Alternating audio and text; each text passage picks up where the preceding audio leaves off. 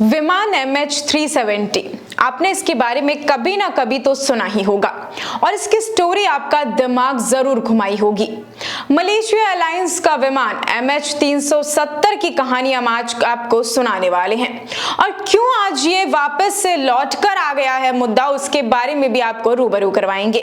नमस्कार, मैं प्रिया बंसल और आप देख रहे हैं हमारा सेगमेंट बैक स्टोरी। आइए वीडियो पर वापस लौटते हैं। मलेशियाई एयरलाइंस का विमान MH370 8 मार्च 2014 को कुआलालंपुर से बीजिंग के लिए रवाना हुआ था। चीन की media south China morning post के मुताबिक इसमें 239 पैसेंजर्स सवार थे।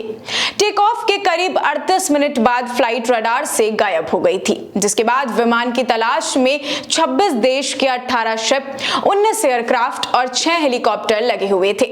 महीनों तक सर्च ऑपरेशन चलाने के बाद 2017 में इस अभियान को आधिकारिक तौर पर बंद कर दिया गया।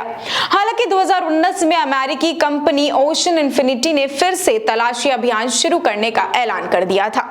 एक्सपर्ट का मानना था कि उन्होंने दुनिया भर में रेडियो फ्रीक्वेंसी में हुई गड़बड़ी को ट्रैक करके विमान के अंतिम रास्ते का पता लगा लिया था। समुद्र के ऊपर विमान के रास्ते में हैरतअंगेज पैटर्न पाए गए। ऐसा तब होता है जब पायलट जानबूझकर एयरक्राफ्ट के इंजन को बंद कर देता है। विमान का रास्ता सीधा था, तो हो सकता है कि पायलट जहारी अहमद शाह ने उसे ऑटो पायलट मोड पर रखा हो। इस दौरान यह भी दावा किया गया था कि विमान का संपर्क खुद नहीं टूटा था, बल्कि इसे तोड़ा गया था। फ्लाइट संख्या MH370 ने रात 12:41 पर कुआलालंपुर से उड़ान भरी थी। ठीक 38 मिनट बाद विमान का ट्रांसपॉन्डर ऑफ हो गया था। ATC उसी ट्रांसपॉन्डर के जरिए विमान और उसके रूट को जमीन से कंट्रोल करती है। जिस किसी ने भी विमान का ट्रांसपॉन्डर बंद किया था वो जानता था कि ट्रांसपॉन्डर के बंद होते ही विमान रडार की नजरों से गायब हो जाएगा।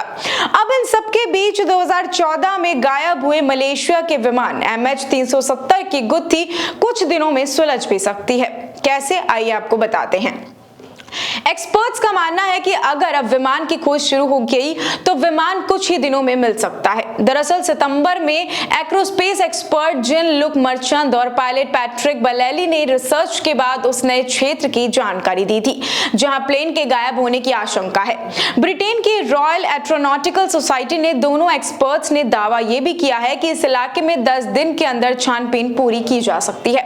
मर्चेंट ने कहा है कि यह काम बहुत जल्द हो सकता है। जब तक फ्लाइट का मलबा नहीं मिल जाता है तब तक किसी को नहीं पता कि उसके साथ क्या हुआ था। दोनों एक्सपर्ट्स ने ऑस्ट्रेलिया की ट्रांसपोर्ट अथॉरिटी, मलेशिया सरकार और ओशन इन्फिनिटी नाम की कंपनी से सर्च करने की अपील की है। एक्सपर्ट मर्चेंट ने कहा है कि मलेशिया विमान की इस एक तरफा यात्रा को किसी अनुभवी पायलट ने अंजाम दिया होगा। जिसने भी प्लेन हाईजैक किया वो बेहद अनुभवी था।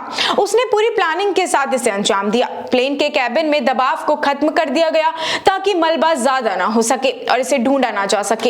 एक्सपर्ट ने यह भी कहा है कि जिसने भी इस पूरे मामले को अंजाम दिया था उसे पता था कि अगर विमान के लिए सर्च ऑपरेशन चलाया गया तो ये फ्लाइट के तय रूट पर ही होगा। इसके लिए प्लेन के ट्रांसपॉन्डर को बंद करके उसके तय रूट से अलग हटकर यू टर्न ले लिया गया।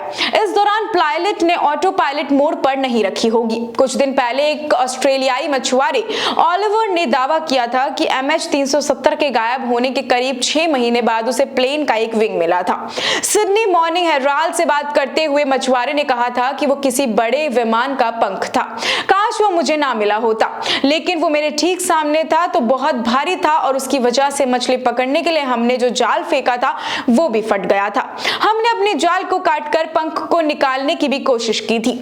ऑलिवर ने कहा कि उसने तब भी अधिकारियों को इसके बारे में बताया था, लेकिन किसी ने उस पर यकीन नहीं किया था। मछुआरे ने यह भी दावा किया कि वो अब भी अधिकारियों को उस जगह के कोऑर्डिनेट्स दे सकता है जहां उन्हें फ्लाइट का विंग मिला था। अब आने वाले वक्त में जब सर्च ऑपरेशन स्टार्ट होगा और कंटिन्यू किया जाएगा तो देखा जाएगा कि क्या सच में MH370 विमान जो कुछ साल पहले खो गया था क्या फिर से वो मिल पाएगा, क्या उसका मलबा जो है वो मिल पाएगा, क्योंकि तभी उसी के बाद क्लियर हो पाएगा कि MH370 विमान जो था उसके साथ एग्जैक्टली क्या हुआ था, किसने उसे हाईजैक किया था, उन सारे पैसेंजर्स का क्या हुआ। ऐसी और भी तमाम अपडेट्स और जानकारी के लिए आप बने रहिए हमारे चैनल द चौक के साथ और आप देख रहे हैं हमारा सेगमेंट बैक स्टोरी। नमस्कार।